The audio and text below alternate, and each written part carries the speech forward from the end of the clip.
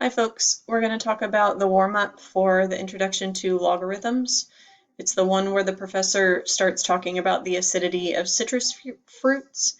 The next screen asks which is the graph of the function f of x equals 4 to the power of x. So you're asked to identify the graph of this function. Oops, sorry. And so you have two choices. One of them looks like this. And the second one looks like this. So remember that he did say this is a review of exponential functions. So things that we know if we are reviewing is that this graph is an exponential function and this is the shape of a parabola. So it's a quadratic function. This cannot be the graph of f of x equals 4 to the power of x. This would have to be a quadratic function. So it would need something that has x to the power of 2, so x squared in it. The other thing that we see, and I probably should have drawn this slightly better.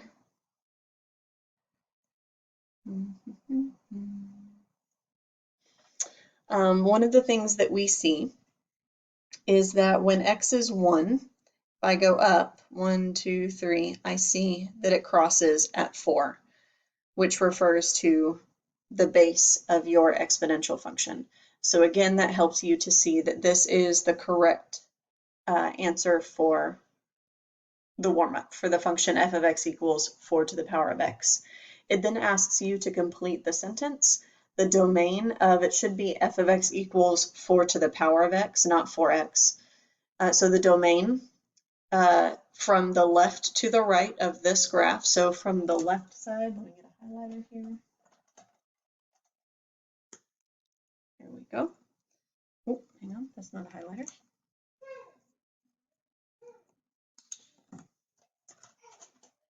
I'm doing this with one hand.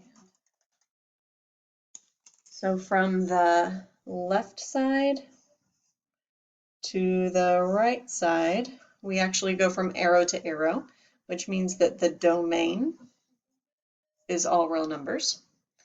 And then for the range, we go from the bottom to the top. Now I notice that there is an arrow down here, and there is an arrow up here. So a lot of people think that this is all real numbers, but for the range, that's actually not the case, because what do we know about this line right here? We know that the exponential function comes down and it approaches this line, this horizontal line, but it never actually touches, and that's called an asymptote, which means that this graph is never going to come down below the asymptote. It's going to flatten out, or not flatten out, but it's never going to touch your asymptote. So this is all the y values that are above the asymptote, so greater than, and the asymptote is at y equals 0. So all the y values that are greater than 0 would be your range. And that finishes the sentence that they ask you to complete.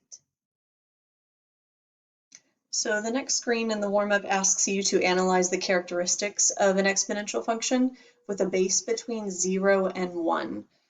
So if your function is f of x equals your base to the power of x, where the base is between 0 and 1, that means that your number is going to have to be a small number. It's going to have to be, maybe when you talked in class, maybe you talked about things like 1/2, or maybe you talked about 0.75 or something like that. So these are smaller numbers. That means that this is showing exponential what? Exponential decay.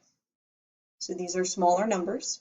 So exponential decay, if I kind of move this up a little bit, there we go. Exponential decay is going to kind of look like a graph that starts up at the top, but it comes down like that and flattens out. Flattens out, not flattens out, but kind of starts approaching that asymptote, gets very, very close to it. So it asks us again about the domain, asks us about the range, And then it asks us about some of the key features of the exponential function. So the domain from left to right, let me get my highlighter again. From left to right, there really isn't a boundary, there's an arrow. There really isn't a boundary, there's an arrow. So that means the domain is all real numbers. All x values are being used if I were to extend this exponential function in both directions. The range, again, we have that asymptote here. The asymptote is at y equals 0, because here the y value is 0.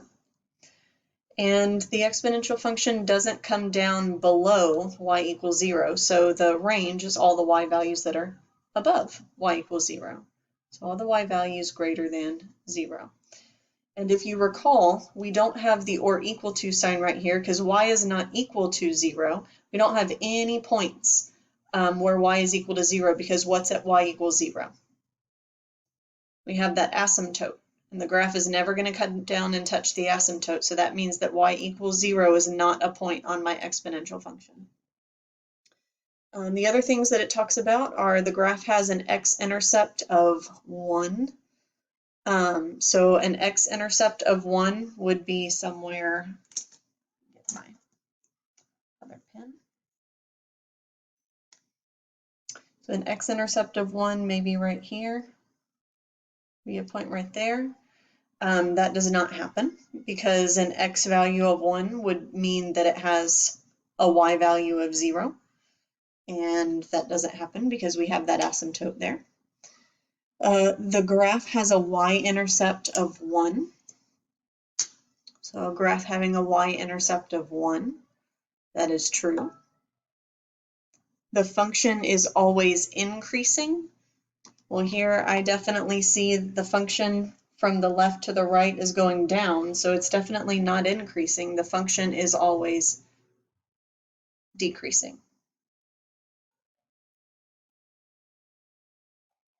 Always.